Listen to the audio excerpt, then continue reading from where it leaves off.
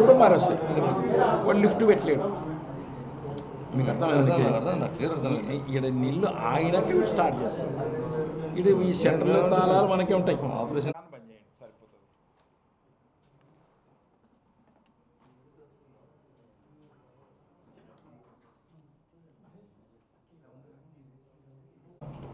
శ్రీ భక్త కనకదాసు యొక్క జయంతిని ఘనంగా నిర్వహించుకోవడానికి అందులో భాగంగా ఆంధ్రప్రదేశ్ రాష్ట్ర ప్రభుత్వం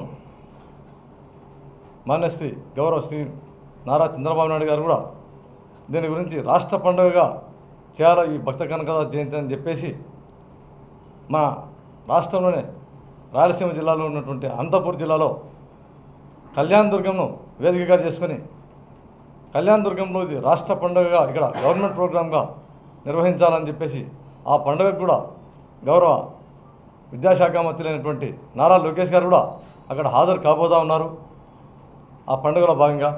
అంతేగాక భక్త కనకదాసు యొక్క చరిత్ర చాలా ఘనమైనది కాబట్టి ఎస్పెషల్లీ మన కర్నూలు జిల్లాలో కూడా కురవ సోదరులు చాలా ఎక్కువగా ఉన్నారు కాబట్టి బీసీ కులంలో వాళ్ళ ఆరాధ్య దైవమైనటువంటి కనకదాసు యొక్క జయంతిని ఆ రోజు కర్నూలు జిల్లా వాసులంతా చాలా ఘనంగా జరుపుకోవాలని చెప్పేసి కోరుకుంటున్నాను. అంతేగాక భక్త కనకదాసు గురించి ఒక్క మాటలు చెప్పాలంటే ఆయన దైవమే తన వైపు తిప్పుకున్నటువంటి మహానుభావుడు. ఎందుకంటే ఉడిపిలో ఆయన చేసేటువంటి కీర్తనలను గుడి చుట్టూ ఆయన తిరుగుతూ కీర్తనలు చేస్తూ ఉంటే వీళ్ళు అధోగతికి చెందినటువంటి వాళ్ళు వీళ్ళు కొంచెం చిన్నపాటి కులస్తులని చెప్పేసి వాళ్ళని అగౌరవ పరిస్థితి కూడా ఆ రోజుల్లో ఆయన చేసినటువంటి కీర్తనలకు ఆయన ఆలకించి శ్రీకృష్ణుడే ఒక కిటికీ ద్వారా బ్యాక్ సైడ్ నుంచి గుడికి కనకదాసుకు ఆయన కనబడి దర్శనమిచ్చినటువంటి మహానుభావుడు. కాబట్టి కనకదాసు యొక్క జయంతిని ఆ రోజు ఘనంగా నిర్వహించుకోవాలని చెప్పేసి కర్నూలు జిల్లా ప్రజలకు ఎస్పెషల్ తెలియజేస్తూ ఉన్నాను.